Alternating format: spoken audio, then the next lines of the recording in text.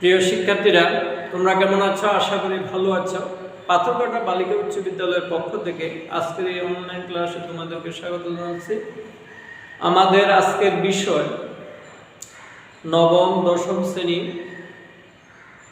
গণিত অধ্যায় 16 অনুশীলনী 16.2।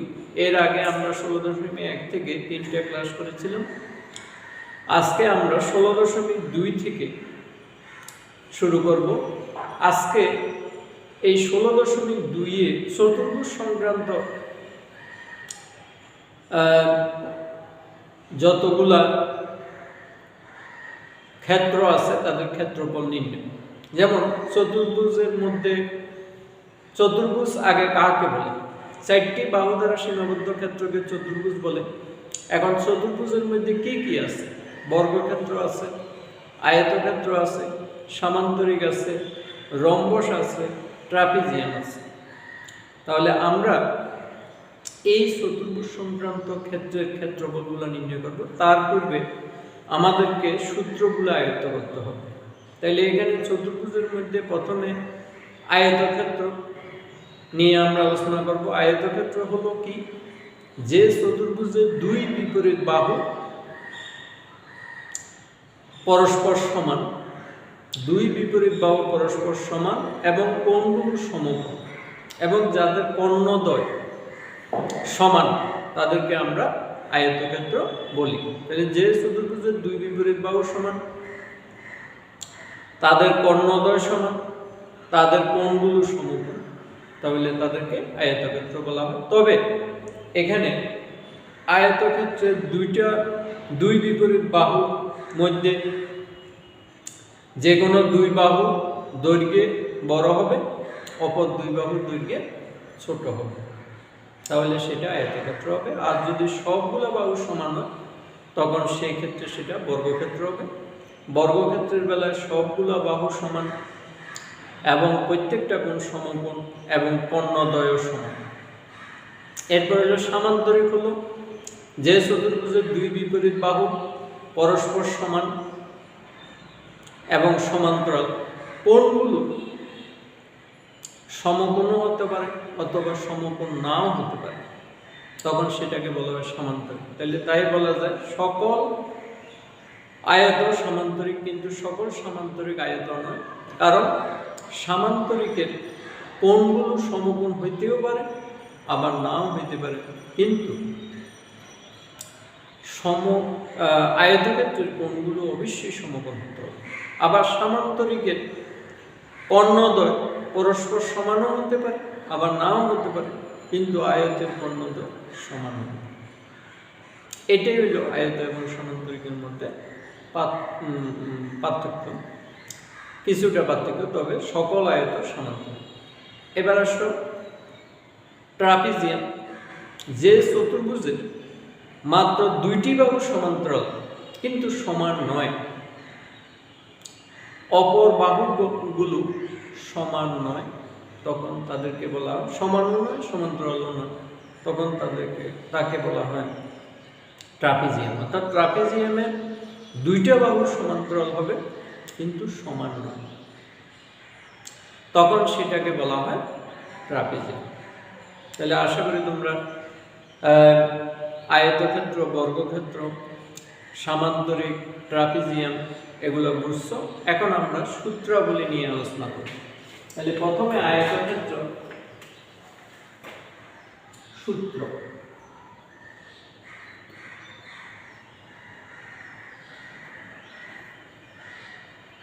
এক আয়তক্ষেত্রে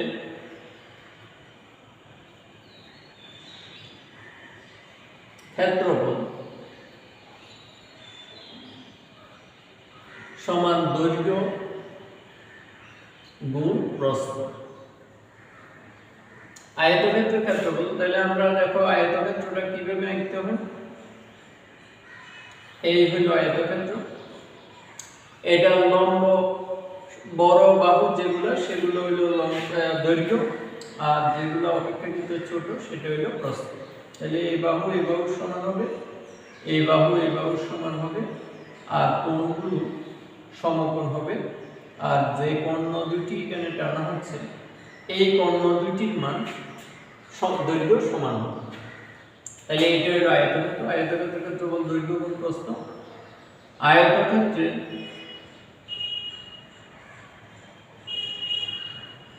পরিসীমা, আয়তক্ষেত্রের পরিসীমা সমান 2 ইনটু দৈর্ঘ্য যোগ প্রস্থ। আয়তক্ষেত্রের পরিসীমা সমান 2 ইনটু দৈর্ঘ্য যোগ প্রস্থ। আর আয়তক্ষেত্রের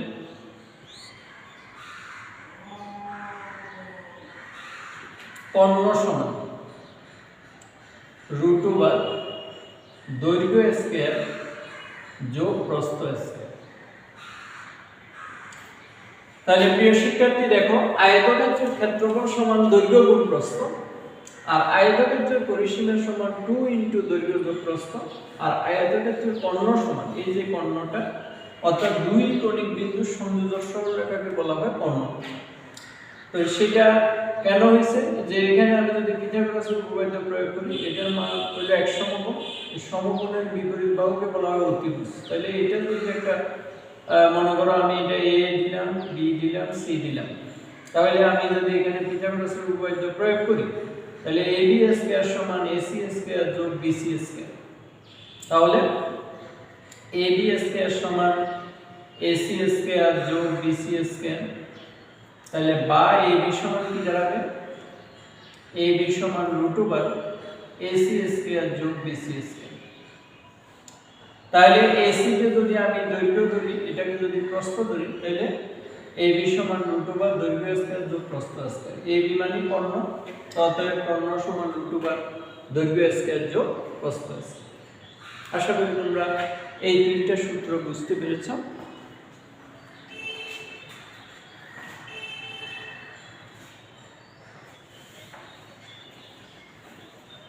এরপর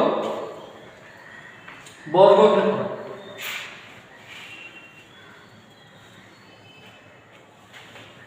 বর্গক্ষেত্রগুলো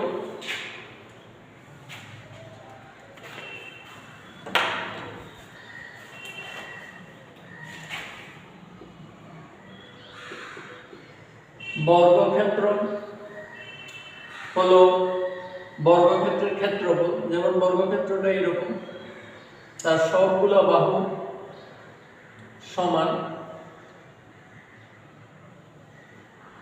এটাও যাহা এটাও যাহা এটাও যাহা এটাও সবগুলো বাহু সমান। তাহলে এই জন্য বর্গক্ষেত্রের ক্ষেত্রফল হবে, বর্গক্ষেত্রের ক্ষেত্রফল সমান এক বাহু হোল স্কয়ার। 2 বর্গক্ষেত্রের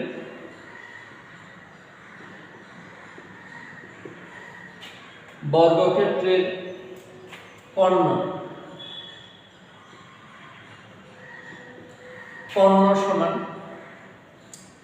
√2 ইনটু এক বাহু, অথবা এই লেখো, এখানে এটা হলো একক লিখবে, এখানে এই হলো বাহুর দৈর্ঘ্য, এই হলো বাহুর দৈর্ঘ্য। আর 3 বর্গক্ষেত্রের পরিসীমা, বর্গক্ষেত্রের পরিসীমা সমান 4a একক। 4a কেন বলেছি, পরিসীমা মানে চারটা বাহুর যোগফল। এটা যদি এই হয়, এটা যদি এই হয়, এটা সবগুলো বাহুর যোগ করলে 4a। তাইলে বর্গক্ষেত্রের পরিসীমা হলো 4a একক। তাহলে বর্গক্ষেত্রের ক্ষেত্রফল এক বাহু হোল স্কয়ার, বর্গক্ষেত্রের কর্ণ √2a একক, এখানে এই হলো বাহুর দৈর্ঘ্য, বর্গক্ষেত্রের পরিসীমা হলো 4a। তাহলে আশা করি তোমরা বুঝতে পেরেছো। এবার সামান্তরিকের ক্ষেত্রফল। সামান্তরিক, সামান্তরিক হলো, সামান্তরিকটা কিভাবে আঁকে,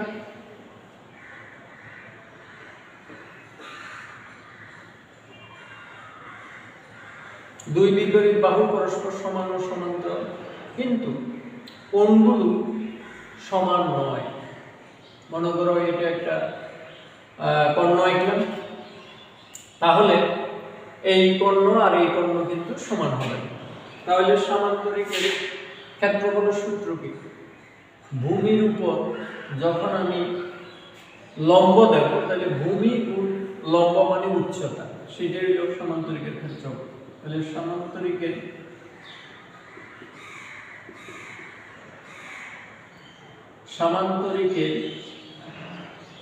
ক্ষেত্রফল সমান ভূমি গুণ উচ্চতা। 2 সামান্তরিকের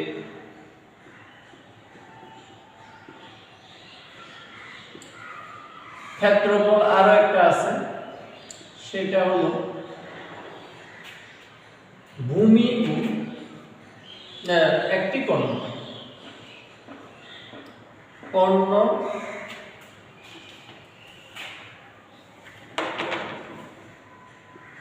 একটি কর্ণ গুণ, এই মনে করো এই কর্ণ, এটার উপর বিপরীত কোণিক বিন্দু থেকে অঙ্কিত লম্বের দৈর্ঘ্য। বিপরীত কোণিক বিন্দু থেকে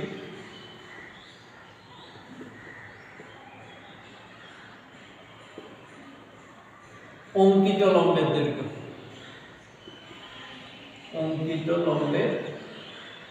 দৈর্ঘ্য। এটা হলো সামান্তরিকের ক্ষেত্রফল। মনে করো এটা কর্ণ, এখন এখান থেকে যদি একটা আমি লম্ব আঁকি, তাহলে সেটা একটা উচ্চতা, তাহলে এই ত্রিভুজটির ভূমি গুণ উচ্চতা। এখন আমরা জানি যে প্রত্যেক কর্ণ সমান্তরিককে দুটি সর্বসম ত্রিভুজে কি করে বিভক্ত করে। তাহলে আমি এইটার সাথে 2 দিয়ে যদি গুণ করি, আমরা জানি যে ত্রিভুজের ক্ষেত্রফল হলো হাফ ইনটু ভূমি গুণ উচ্চতা। তাহলে হাফকে যদি 2 দিয়ে গুণ করি, তাহলে পুরো সমান্তরিকের ক্ষেত্রফল বাইরে হবে। তাহলে হাফ এবং 2 কাটা যাবে, তাহলে আর্থিক বুঝে এই কর্ণ আর গুণ বিপরীত কোণিক বিন্দু থেকে অঙ্কিত লম্বের দৈর্ঘ্য। তাহলে এইটা গেল সামান্তরিকের ক্ষেত্রফল। এই দুইটা জিনিস আমাদের জানা থাকতে হইব। এরপর হলো রম্বস।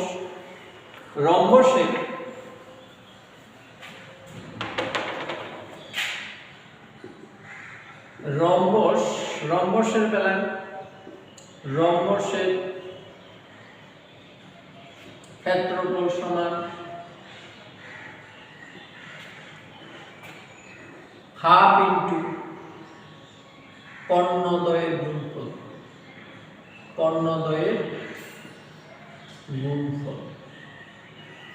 অর্থাৎ রম্বসটা হইল এরকম, যা সবগুলা বাহু সমান এবং কোণগুলো সমকোণ নয়। দুইটা কোণ সূক্ষ্মকোণ আর দুইটা কোণ স্থূলকোণ, তখন সেটাকে বলা হয় রম্বস। এবং তার কর্ণ দুইয়ের গুণফলকে হাত দ্বারা গুণ করলে সেটা রম্বসের ক্ষেত্রফল দাঁড়াবে। এরপর হলো রম্বসের পরিসীমা। রম্বসের পরিসীমা আর বর্গের পরিসীমা একই। পরিসীমা সমান 4a। এখানে a হলো বাহুর দৈর্ঘ্য, কারণ সবগুলা বাহু সমান। এরপর হলো 3 নাম্বার, আমরা জানি যে রম্বসের কর্ণদ্বয় পরস্পরকে সমকোণে সমদ্বিখণ্ডিত। যে কোনো রম্বস আঁকার পর তুমি যদি কর্ণ দুইটি টানার পর এখানে চাঁদার সাহায্যে মাপো, তাহলে তার কোণগুলো সমকোণ হবে। তাহলে রম্বসের কর্ণদ্বয় পরস্পরকে সমকোণে সমদ্বিখণ্ডিত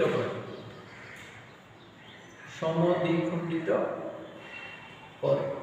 এটা তোমাকে মনে রাখতে হবে। রম্বসের কর্ণদ্বয় পরস্পরকে সমকোণে সমদ্বিখণ্ডিত করে।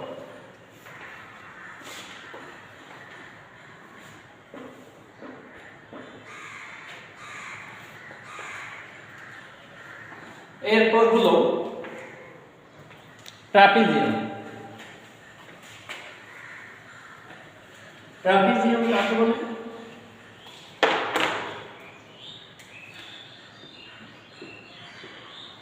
ট্রাপিজিয়াম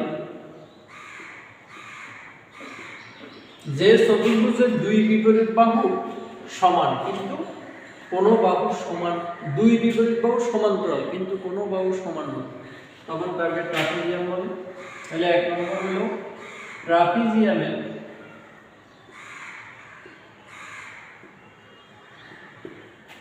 ক্ষেত্রফল সমান half into a plus b into h বর্গ একক। এখন প্রশ্ন হলো এটা কি জিনিস? a b হলো সমান্তরাল বাহু দুটির দৈর্ঘ্য, সমান্তরাল বাহু দুটির দৈর্ঘ্য, আর h হলো লম্ব দূরত্ব, লম্ব দূরত্ব অর্থাৎ সমান্তরাল বাহু দুটি, যেমন এই যে ট্রাপিজিয়ামটা এরকম।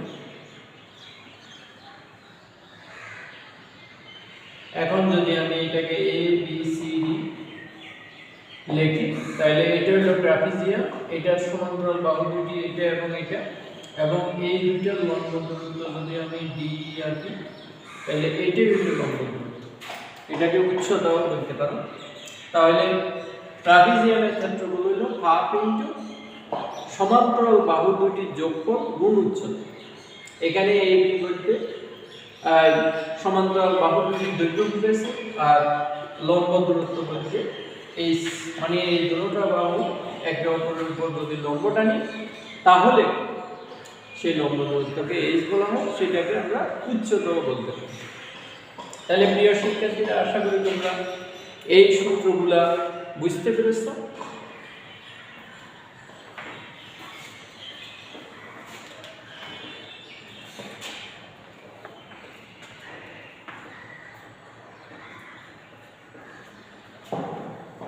তোমরা এই সূত্রগুলা বারবার অনুশীলন করবে। প্রথমে সূত্রগুলা ভালো করে আয়ত্ত করার পর তারপর আমরা সমস্যাগুলো সমাধান করব। তাহলে এখানে এক নম্বর সমস্যা হলো একটি আয়তাকার ক্ষেত্রের দৈর্ঘ্য বিস্তারের দ্বিগুণ। এখানে বিস্তার যে কথা, প্রস্থ একই কথা। এর ক্ষেত্রফল 512 বর্গমিটার। যে কোনো সময় কোনো সমস্যার সমাধান করার সময় আগে সে প্রশ্নটা ভালো করে বুঝবেন। একটি আয়তাকার ক্ষেত্রে, তাহলে নিশ্চয় আমাকে আয়তক্ষেত্রের কথা বলছে, দৈর্ঘ্য বিস্তারের, তাহলে আমরা জানি যে আয়তক্ষেত্রের দৈর্ঘ্য এবং প্রস্থ থাকে, তাহলে বিস্তার মানে প্রস্থ, বিস্তারের দ্বিগুণ। আমরা জানি যে দৈর্ঘ্য বিস্তার থেকে বড় থাকে, তাহলে যেটা ছোট তাকে আমি x ধরবো, তাহলে বড়টার মান হবে 2x, যেহেতু দ্বিগুণ বলছে। এবং এর ক্ষেত্রফল, তাহলে আমরা আয়তক্ষেত্রের ক্ষেত্রফল শিখছি দৈর্ঘ্য গুণ প্রস্থ, তাহলে আমাদের ধরাকৃত মান দুটোটাকে যদি গুণ করে দিই তাহলে তার ক্ষেত্রফল বাইরে। এবং আমাদের ক্ষেত্রফলের সাথে প্রশ্নের যে ক্ষেত্রফল দেওয়া আছে সেটা যদি আমরা সমান করে লিখি তখন সেখানে x এর মান বের হবে। x এর মান বের করার পর আমরা দৈর্ঘ্য এবং প্রস্থের ভিতরে x এর মানটা যদি বসিয়ে দিই তখন এরপর আমরা পরিসীমা বের করতে পারি। আমরা আয়তক্ষেত্রের পরিসীমা জানি 2 × দৈর্ঘ্য যোগ প্রস্থ। তাহলে অঙ্কটা করার আগে আমাকে যদি পুরো অঙ্কটা সম্বন্ধে আয়ত্ত করা যায় তাহলে সহজে সেটা আমরা সলভ করতে পারব। তাহলে এখন চলো আমরা প্রথমে শুরু করি। বলছে একটি আয়তকার ক্ষেত্রে দৈর্ঘ্য বিস্তারের দ্বিগুণ। তাহলে আমরা প্রথমে লিখব, মনে করি আয়তক্ষেত্রটি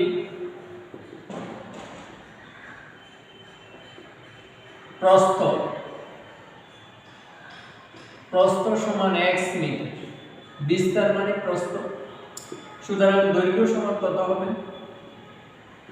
দৈর্ঘ্য সমান 2x, যেহেতু দ্বিগুণ বলছে 2x মিটার, সুতরাং আয়তক্ষেত্রটির ক্ষেত্রফল কত হবে?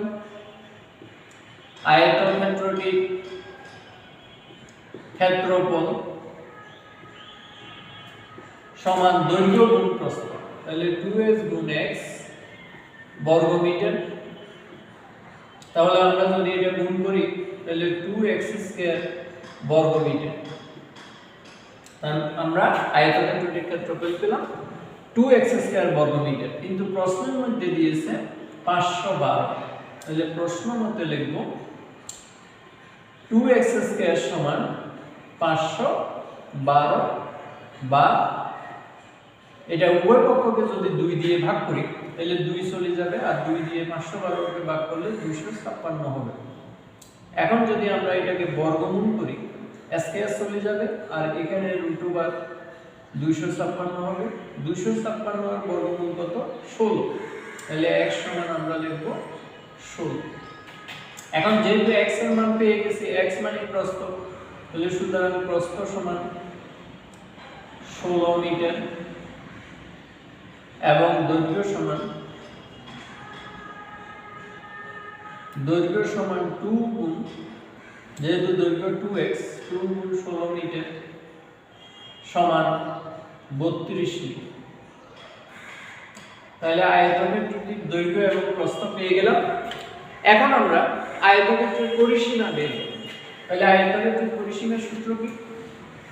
2 ইনটু দৈর্ঘ্য যোগ প্রস্থ। সুতরাং আয়তক্ষেত্রটির পরিসীমা সমান